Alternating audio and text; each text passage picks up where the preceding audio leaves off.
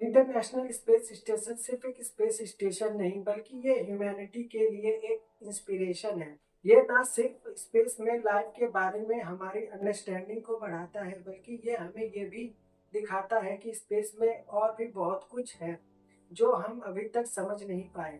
ISS के mysterious expect को समझकर हम फ्यूचर में स्पेस एक्सप्लोरेशन के नए रास्ते खोल सकते हैं। इस वीडियो में हम जानेंगे कि कैसे यह स्पेस स्टेशन बनाया गया, इसे धरती से कैसे स्पेस में ले जाया गया और यहाँ पर जो एस्ट्रोनॉट है वो यहाँ पर किस तरह के एक्सपेरिमेंट कर रहे हैं। सबसे पहले हमें ये जानना जरूरी है कि यह स्पेस स्टेशन कैसे बना और इसे जमीन से 400 किलोमीटर दूर स्पेस में कैसे ले जाया गया। इंटरनेशनल स्पेस स्टेशन सिर्फ एक स्पेस स्टेशन नहीं बल्कि ये दुनिया के कई देशों का कोलैबोरेशन था। साल 1992 सोवियत यूनियन के टूटने के बाद अमेरिका और रशिया ने आपस में कोलैबोरेट किया और इंटरनेशनल स्पेस स्टेशन बनाने का इरादा किया। आपको बता दें कि आईएसएस की शुरुआत सिर्फ 2 मॉड्यूल से हुई थी। पहला मॉड्यूल रशिया ने बनाया था तो दूसरा अमेरिका ने। साल 1998 रशिया ने अपना जारिया नाम का मॉड्यूल लॉन्च किया और उसके बाद अमेरिका ने अपना यूनिटी नाम का मॉड्यूल उसके पीछे भेजा जिसका काम था स्पेस में जारिया के साथ कनेक्ट होना। 20 नवंबर 1998 को ये दोनों मॉड्यूल्स लगभग जमीन से 400 किलोमीटर दूर स्पेस में एक दूसरे के साथ कनेक्ट हुए और न्यू जन्म हुआ इंटरनेशनल स्पेस स्टेशन का। तब से लेकर अब तक पूरी दुनिया के इंजीनियर्स और साइंटिस्ट ने मिलकर अपना अपना मॉड्यूल बनाया और आईएसएस के साथ कनेक्ट किया। रशिया और अमेरिका के अलावा इसमें जापान, कनाडा, यूरोप और फ्रांस के मॉड्यूल भी शामिल हैं। आपको बता दें कि इंटरनेशनल स्पेस स्टेशन इंसानों द्वारा बनाया जाने वाला अब तक का सबसे महंगा सुपर स्ट्रक्चर है। लगभग 150 बिलियन डॉलर या यूं कहें 12,375 अरब रुपए से तैयार किया गया आईएसएस स्पेस में एस्ट्रोनॉट का ऐसा घर है जिसका एग्जाम्पल इतिहास में कहीं नहीं देखने को मिलता। इसको बनाने में अभी तक सैकड़ों हाईटेक पार्ट लग चुके हैं। एक इंटरेस्टिंग बात यह है कि आईएसएस को एक साथ नहीं बनाया गया बल्कि उसके पार्ट्स को अलग अलग लॉन्च किया गया और फिर स्पेस में जाकर आईएसएस से कनेक्ट किया गया। आपको बता दें इसमें 16 प्रेशराइज्ड मॉड्यूल हैं जिनमें रहने और सोने के लिए अलग अलग मॉड्यूल्स, एक ऑब्जर्वेशन डेक और 6 साइंस लैब शामिल हैं। एक फुटबॉल फील्ड जितना बड़ा आईएसएस भले ही जमीन से 400 किलोमीटर दूर है लेकिन इसे जमीन से बाइनोकुलर्स की मदद से भी देखा जा सकता है। आप सबके मन में एक सवाल तो जरूर आता होगा कि आईएसएस पर हर दिन क्या होता है और स्पेस में लाइफ कैसी होती है। आईएसएस पर लाइफ बिल्कुल अलग होती है। यहाँ पे जो एस्ट्रोनॉट होते हैं उन्हें हर दिन एक नए चैलेंजेस का सामना करना पड़ता है। सबसे पहले हमें ये बात समझना जरूरी है कि आईएसएस पर कोई डे नाइट साइकिल नहीं होता है।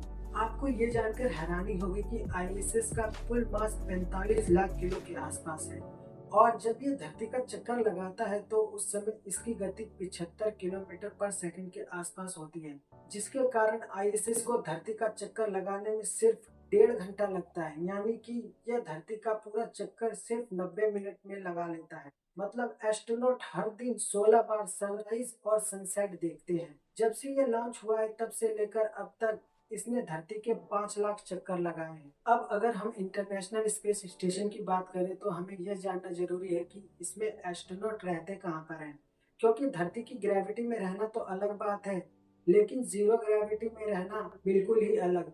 आपको बता दें जैसे मछली पानी में तैरते हुए चलती है वैसे ही एस्ट्रोनॉट भी इंटरनेशनल स्पेस स्टेशन में तैरते हुए चलते हैं। आईएसएस के अंदर एस्ट्रोनॉट की जरूरत पूरी करने के लिए वो तमाम फैसिलिटीज मौजूद हैं जो किसी भी सुपर स्ट्रक्चर में होनी चाहिए, जिसमें ऑक्सीजन सबसे इम्पोर्टेंट है। जमीन से 400 किलोमीटर ऊपर स्पेस में ना ही कोई एटमॉस्फेयर है, ना सांस लेने के लिए कोई ऑक्सीजन। आईएसएस के लिए सबसे बड़ा चैलेंज एस्ट्रोनॉट को फ्रेश ऑक्सीजन प्रोवाइड करके देना है। आईएसएस में रहने वाले 9 एस्ट्रोनॉट के लिए दिन में करीब 200 केजी ऑक्सीजन की जरूरत होती है। आपको बता दें आईएसएस पर जो एस्ट्रोनॉट हैं वो अर्थ पे बिना डिपेंडेंट हुए अपना ऑक्सीजन खुद ही बनाते हैं। इसमें एक छोटी सी मशीन होती है जो कुछ और नहीं बल्कि पानी को इस्तेमाल करके फ्रेश ऑक्सीजन बनाती है। जब पानी को इलेक्ट्रिसिटी से गुजारा जाता है तो वो 2 हिस्सों में टूट जाता है। हाइड्रोजन और ऑक्सीजन। इस मशीन को गोल घुमाया जाता है जिसमें एक सेंट्रीफ्यूगल फोर्स पैदा होती है जो एक आर्टिफिशियल ग्रेविटी के तौर पर काम करती है। गोल घुमाने की वजह से पानी साइड में चला जाता है और बीच में ऑक्सीजन गैस बच जाती है जिसको मशीन खुद ही कलेक्ट करके कंटेनर में डाल देती है।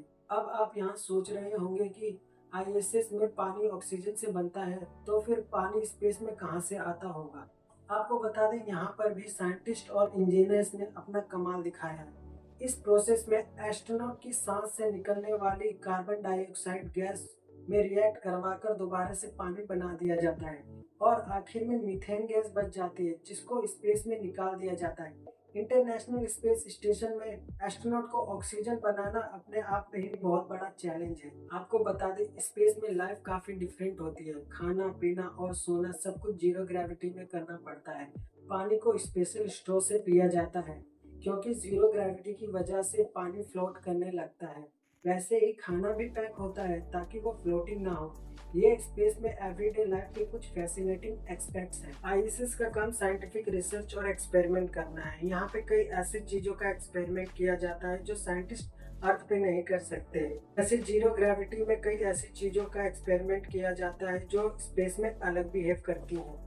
एस्ट्रोनॉट को स्पेस में एक्सपेरिमेंट करने के लिए नासा उन्हें लगातार मशीनी इक्विपमेंट्स और रेडियो पर गाइडेंस देता रहता है जिसकी वजह से साइंटिस्ट स्पेस में काफ़ी सारे एक्सपेरिमेंट और रिसर्च कर पाते हैं। जैसे कि 2013 में एक एक्सपेरिमेंट में डार्क मैटर की संभावना देखी गई।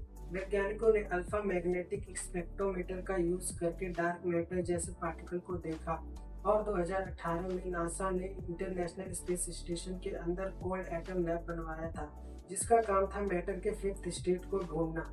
हम सब जानते हैं कि अर्थ पर 4 स्टेट देखने को मिलता है, सॉलिड, लिक्विड, गैस और प्लाज्मा। वैसे ही मैटर का 5वां स्टेट होता है जिसे बोस-आइंस्टाइन कॉन्डेंस्ड स्टेट कहते हैं।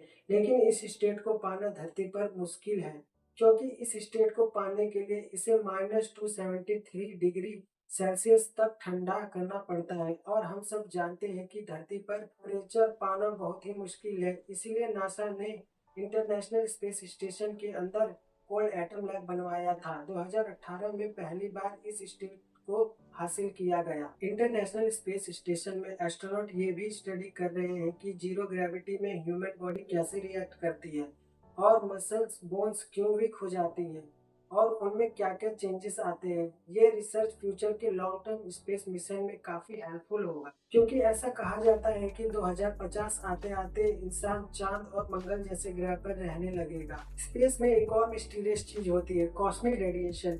ये रेडिएशन बहुत हार्मफुल होती हैं और हम सब जानते हैं कि स्पेस में कॉस्मिक रेडिएशन हर जगह मौजूद है। इंटरनेशनल स्पेस स्टेशन में मौजूद अल्फा मैग्नेटिक स्पेक्ट्रोमीटर ने बिलियंस ऑफ कॉस्मिक रेज को डिटेक्ट किया है और साइंटिस्ट इसे समझने की कोशिश कर रहे हैं कि कॉस्मिक रेज ह्यूमन बॉडी पर कितना असर डालती है और इसकी वजह से शरीर में कौन कौन से चेंजेस आते हैं और कौन कौन सी बीमारियां हो सकती हैं।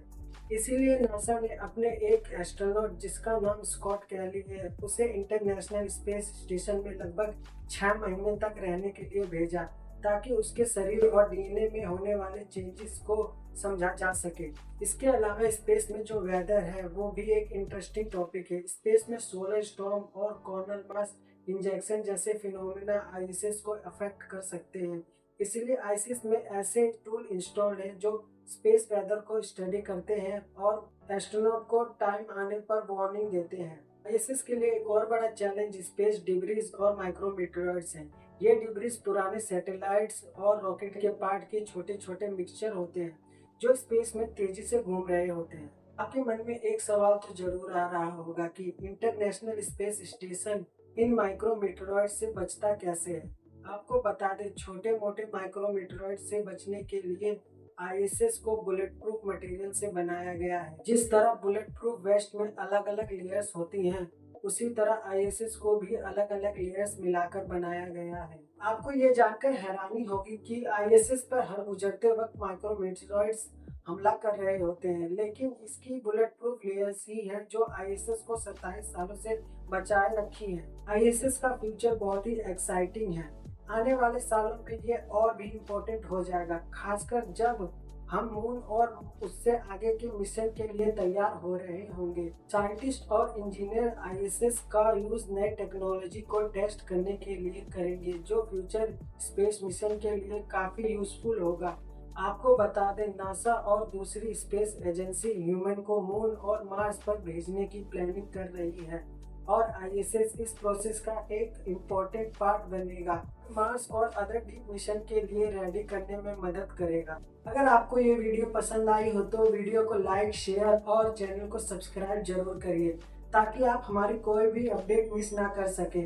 मिलते हैं अगली वीडियो में, तब तक के लिए धन्यवाद।